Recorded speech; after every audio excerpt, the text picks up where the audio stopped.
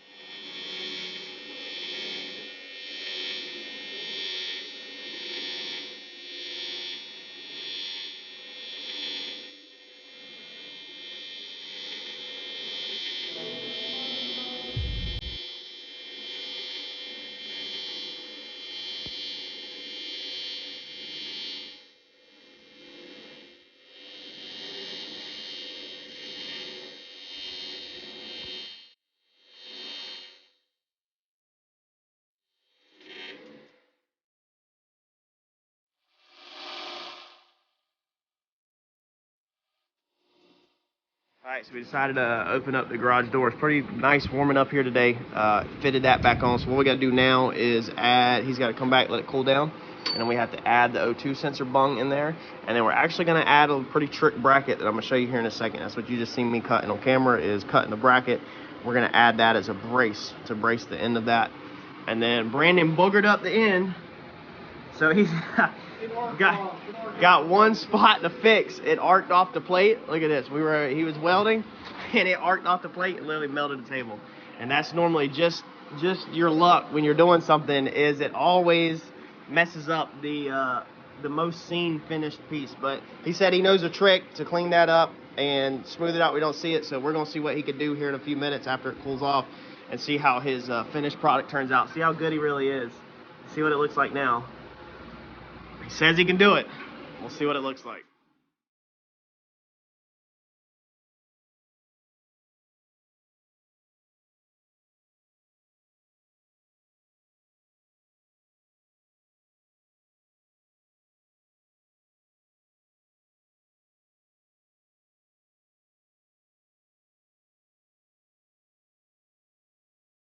Alright, so he did get his area blended out, not done. The inside, you got to run it to his shop. He got it all filled back in. A little bit more work on it. He's got to finish the inside, but it needs air tools for that, so we have to run that to his shop. So that's pretty cool. I would have just boogered that thing up even more.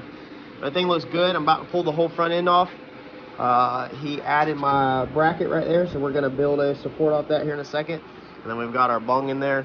We're going to pull this whole front end off. We've got that locked down where it's at. I'm going to be working on that brace, and then he's going to kind of start mapping out where the wastegates are going to go and go from there. And then we also, oh, that piece is done. So we can get that one on too. I can get that on and blow off valves, put on that one. Or, You'll take this to yeah, fit it up, take it and powder coat it, yeah, before we bolt all that up. So, all right, let's break this thing down.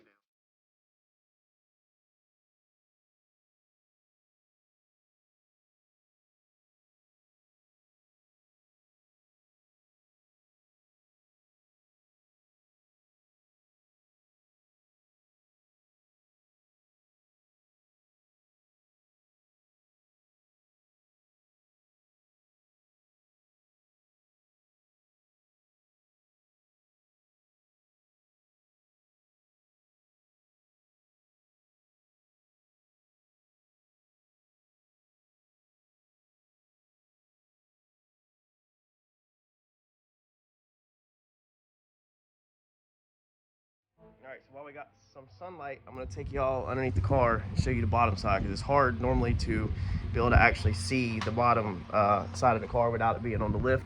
And I'll kind of show you what all the changes that we made, what it kind of looks like under there now, and the 2 small bars I added.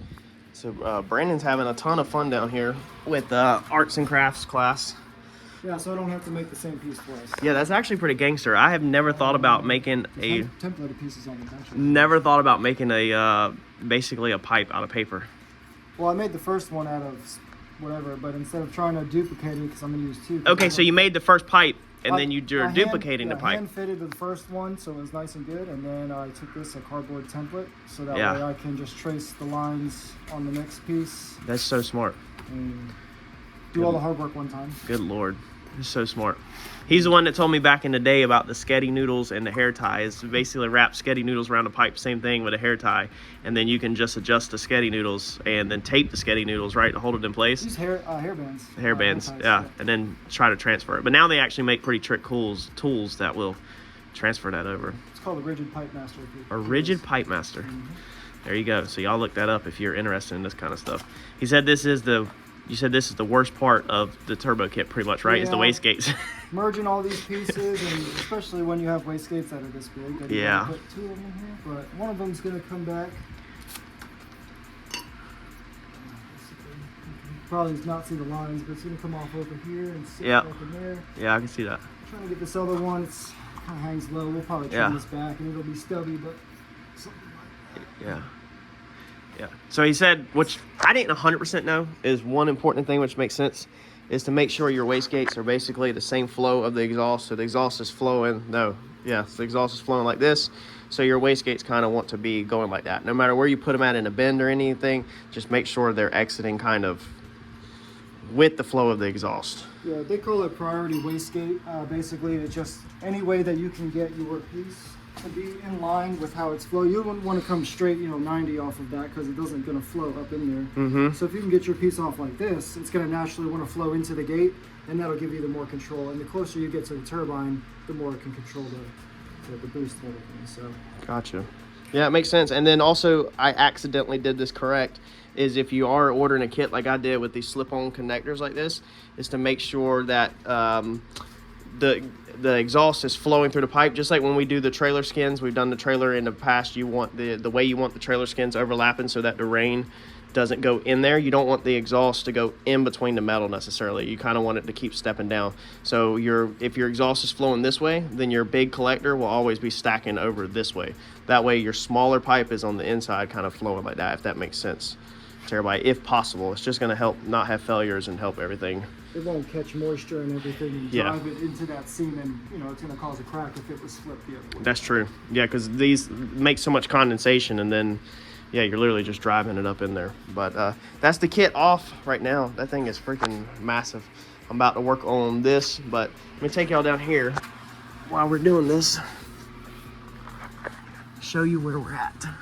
So if you recall, if you're new to the channel, I know we gained a bunch of subs fast. So we redid all of this. So the whole center of the car has been cut out. These tubes were added. These tubes are 100% stitched into the factory floor plan. And then this lip right here was made out of 22 gauge steel. So this is steel, this is steel. And then the arch up inside here, if we roll upside down, is all aluminum, okay? So this is all aluminum, this arch, and then of course that's steel. That's our hoop we made. Our shifter's mounted off of this hoop, and then moving from here forward is all steel. You can see it's stitched up. That's where we did the bodywork and painted in there. We put this crossbar in here literally just to tie that hoop in and just to tie this in so they have a way to intersect. Square tubing was the easiest way to get all this stuff to intersect fast and efficiently. And then the floor pans are also stitched on the other side, in some areas on the inside back to the steel tube, and then there's 3 spot welds on top of the steel tube to tie the floor plan back in with this cross tube right here. So there's not a lot of structure right here, but it does tie the floor together. So what I did was I come off of this cross tube and I went down to this subframe connector. So this is your factory frame rails in this car. I know a lot of people have asked about the bottom side of this car in the comments, and it's hard to explain. This is your factory frame rail here, and then your subframe connector will spin around, and then it ties in back here to the back of the floor plan area. This goes up. This is where your back feet would be if you were sitting in the back seat. This is what you would traditionally call your number 1 bar, where the hoop is sitting on top of that. So the subframe connector ties in kind of right before that and is plated on the inside all together. So this is a mess right here of a bunch of MIG welding stacked on top of each other, because nothing is super precise, but everything is welded together like crazy right here. And then that one of course goes all the way across the back, and then you have this giant drive shaft safety loop that's right here.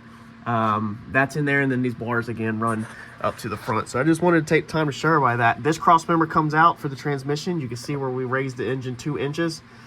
So we still have to make a spacer to go in here. Originally I was going to remake this piece, but I decided we're just going to, Brandon says he's got some aluminum stuff, we're just make like an aluminum block spacer to go through here to bolt that, to instead of reinventing the wheel, just straight up rock and roll and put some bolts through that. So that's basically the bottom side. Not a ton has changed. I was going to do more floor structure, a big X brace, but the more I looked at this and studied this thing, I was like, it really don't need it. We took out the trans tunnel up there. It's removable, but you've got the trans crossbar that ties in the factory frame rails back together, and now we also have this piece right here that also ties all this back together. So 2 giant pieces. It technically has more support now than it did from the factory, because this cross member is also, the welds are not pretty, but it's a bunch of fat MIG.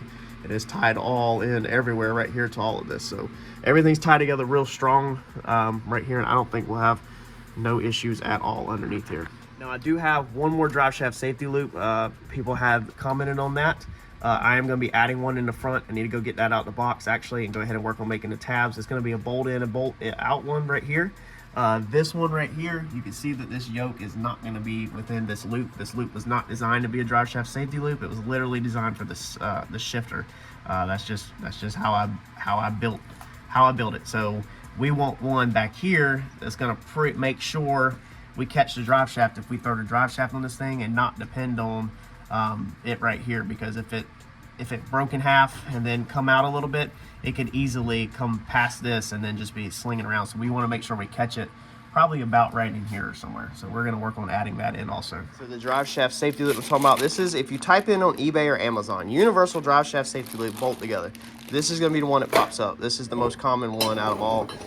You basically have 2 L brackets. Let's see if I can lay this out. like that, and then your loop, it can either be on the inside or the outside. Actually, it needs to be on the inside. All right, so that'll bolt in like that, and that will bolt in right there, and that one will bolt in like that, and then that's it. So you got to make sure you're kind of precise for sure of where it falls left to right, because it's not very wide at all, but that's a pretty easy one. So we might actually wait to put this in until we've got the drive shaft in, so we can make sure this thing is perfectly centered. All right, so we started taking this thing apart real fast. We went ahead and pulled this off. We're gonna take all this apart. Brandon's got the wastegates where he's pretty much ready to weld them up, but we got to shoot over to his shop. It's gonna be easier to cut them and do everything there than the tools I have here. But I figure I'd show y'all real fast before we take it apart. The only other thing I got to do is after it's painted, we're gonna drill a hole in this to build a support, and it's gonna get through bolted onto here. So it's gonna be a bolt-on rod to support that piece, but it's not gonna be welded on the actual chassis or anything. I think there's only one more tab I have to weld on the chassis, and then the whole chassis is ready for paint. We got it done. Turbo kit's done once the wastegates are welded up, so we're good to go. Let's get this thing broke down, and then we're gonna shoot over his shop, weld up the wastegates, show y'all how all that turns out, and then y'all should be seeing this thing go back together.